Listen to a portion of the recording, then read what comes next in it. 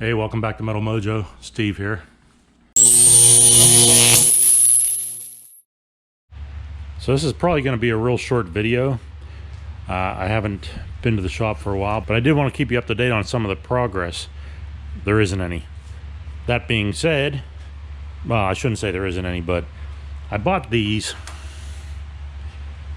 coil-over brackets to weld onto the rear end housing, the axle tubes.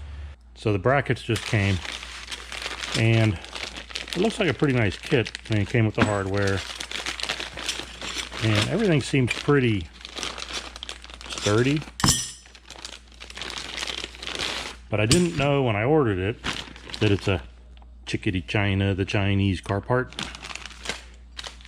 Anyway, and another problem I had when I was trying to order these, this is for a 3-inch axle tube, and I do not think the axle tube on that car is that big. So I might have to figure out a way to maybe weld another plate on top and then re-arch it for a 2 5/8 or whatever my axle tube is. So I don't know. I'll figure it out though. It's not a big deal. So this will get welded to the axle tube, and then this is very adjustable, which is what I liked about it. Let's see what we got here.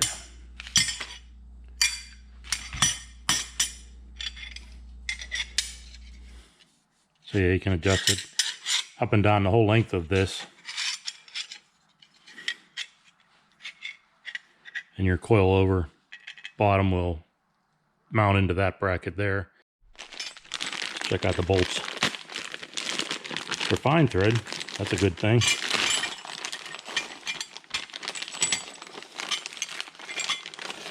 They come with the lock nuts. It looks like the nylon lock nuts.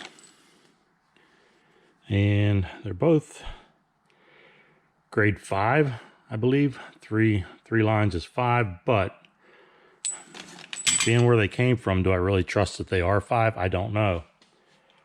I'd like to use grade 8 if I could. So maybe I'll replace them with grade 8s. But I'll worry about that down the road. This is good enough for mock-up purposes. I'll probably just tack this in a few spots on the axle tube and get the shocks, get everything figured out before I weld it up solid. Let's take it over to the car and see how close this actually is. Okay, we got our axle tube here.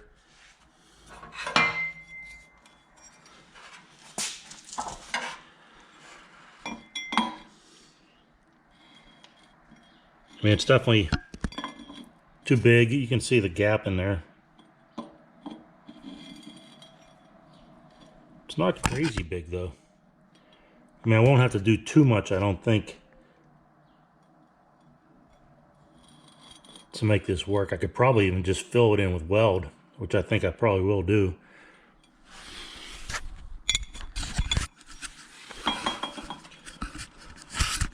She hangs pretty low,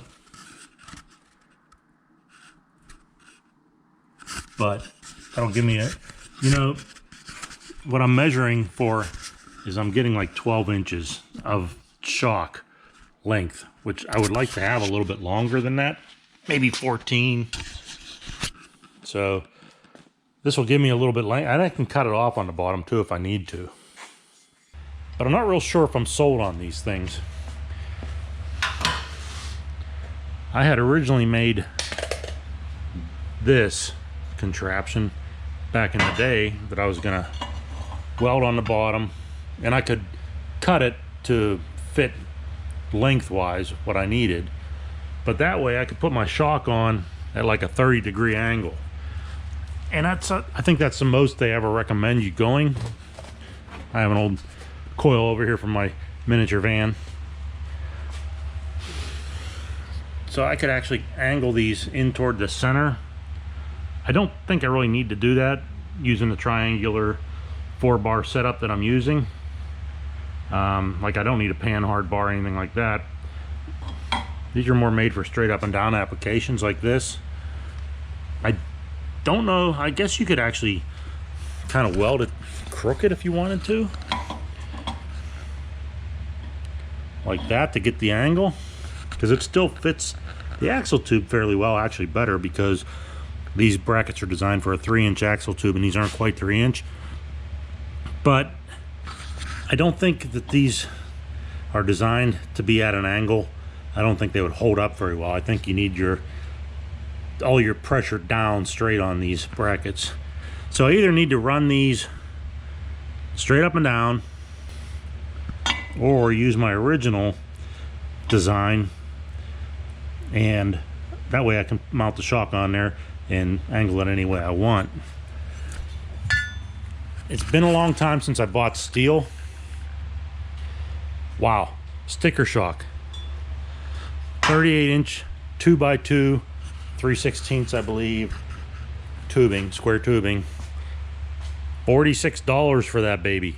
So we got one 38-inch 2x2 square tube steel Metal Mojo.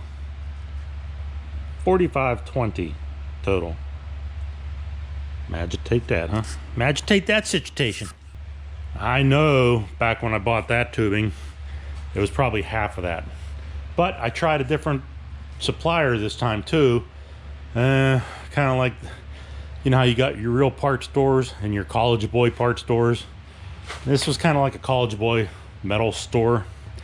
Wouldn't want to be doing all the other fabricating at this time at those prices. I can't even imagine what it would cost to build a hot rod frame from scratch. That's crazy talk. That's crazy talk.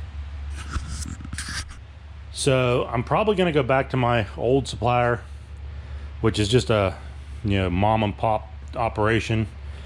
And I was just in the area, so I figured I'd try the new one. But I haven't had to buy any for such a long time, because back when we used to make garden trellises and gates and stuff like that, I mean, I had a lot of steel still laying around, and haven't actually had to purchase any for a while. Anyway, that's about where it's at right now. I still haven't decided on what shocks to get.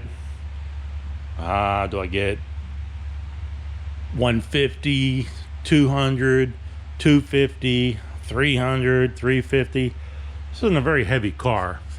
I think 250 would be about the max I would want to go. 250 pound spring pressure is what I'm talking about. And I'm seeing some that are 180 that might be okay. But you know, I hate to waste the money and buy a set of coilovers and then find out they're too weak or too strong. I'm bouncing down the road like I'm riding a freaking hardtail chopper, you know. I don't know. It's my first endeavor into the coilover world, so I'm starting to wonder if maybe I shouldn't have kept the leaf springs that were originally on this car and just had them custom arched or something like that. I don't really know. That's what's kind of like fun about hot rodding, is figuring it all out and trying it, and if it doesn't work, spending more money and trying something else. But that's about where it sits right now. As soon as I get the coilovers, I'll bring it back. We'll weld that top cross member in, figure out how to mount the shocks to it. I'll probably have to buy some brackets or build some brackets, fabricate them for the top, and decide whether I want to use that bracket or my homebrew. All right, we'll see you next time. Bye.